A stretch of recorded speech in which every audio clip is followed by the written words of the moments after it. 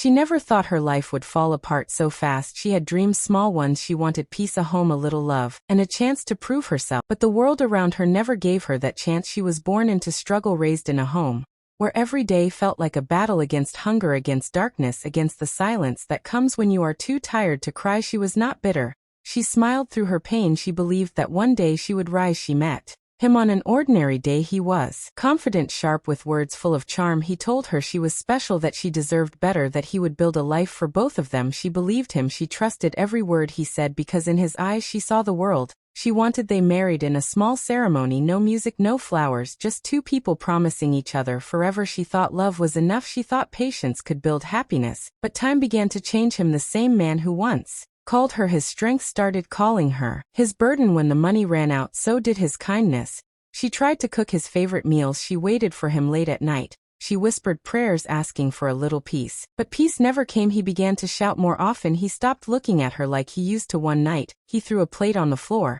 and told her she was useless, that she brought him bad luck, that she would never become anything. She stood silent, tears rolling down her face. She wanted to scream, but no voice came out. She wanted to leave, but had nowhere to go. She had no money, no family who could take her in. She only had her faith. The next morning he handed her the divorce papers. She looked at them for a long time, her hands shaking, her heart breaking in slow motion. She asked softly why. He said, because I deserve better, because you have nothing. She felt the world stop right there. She held the papers against her chest, walked away with nothing but a small bag of clothes and a few dollars in her pocket. She slept that night on a cold bed in a small rented room. The walls were thin, the light flickered. She stared at the ceiling and whispered to herself, I will not cry, I will not break. She spent the next days searching for work, walking for hours under the sun, asking at shops, at markets, at homes. Most people said, no, we don't need anyone. She felt invisible. She felt small.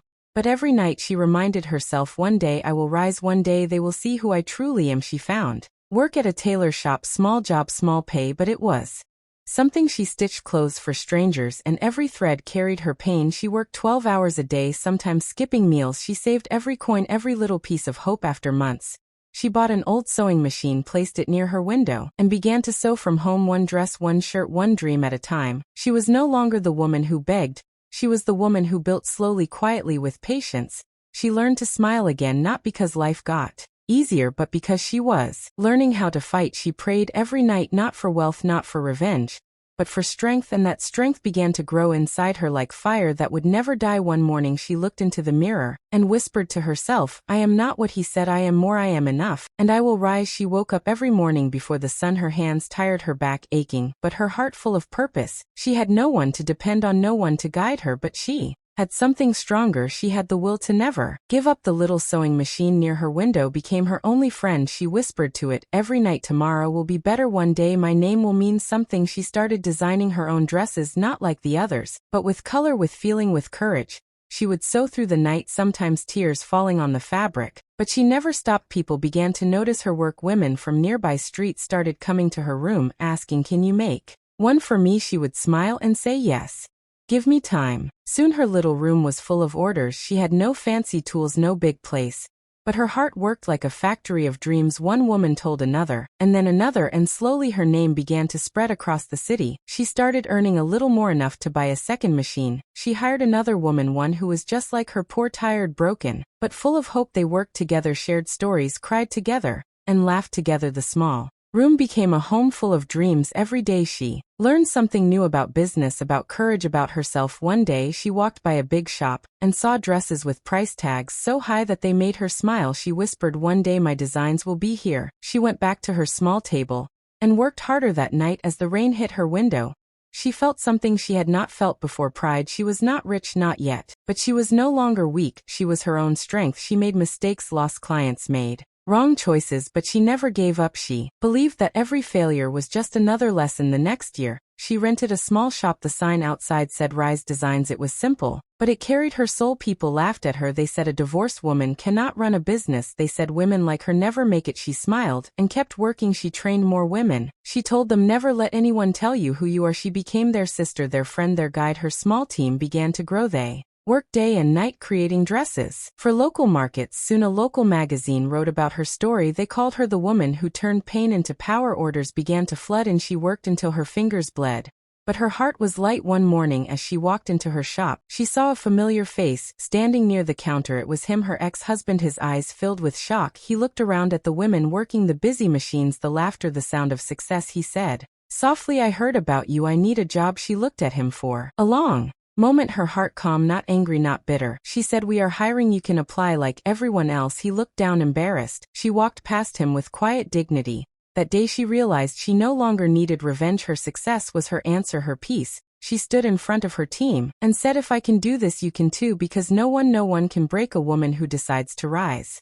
Years passed, and the little shop that once stood in the corner of a dusty street had turned into a company. Her designs were now in magazines, on television, on the faces of women who once thought they were not beautiful. She traveled across cities, speaking to young girls, telling them never to let pain define them. She told them how she started with nothing, how she sewed through nights with hungry stomach and tired eyes, how every tear became a thread in her success. She had built more than a business. She had built hope. Her company, Rise Designs, became a symbol of courage. Her team of women grew from 2 to hundreds, each one with a story of her own, each one rising from broken dreams into shining strength. People began to call her the woman who rose from dust. She never denied her past. She wore it like a medal, because it reminded her where she came from. One day she was invited to a television interview. The host asked, "What do you feel when you look back at the woman you were years ago?" She smiled softly and said, "I feel grateful, because without her pain, I would never have found my power." Her voice shook as she looked into the camera and said to every woman watching me, "You are not weak, you are not forgotten, you are not what they said you are, a storm waiting to rise." That moment went viral. People from all over the world sent her letters, messages, tears of inspiration. Her company reached new heights. Her brand expanded into other countries. She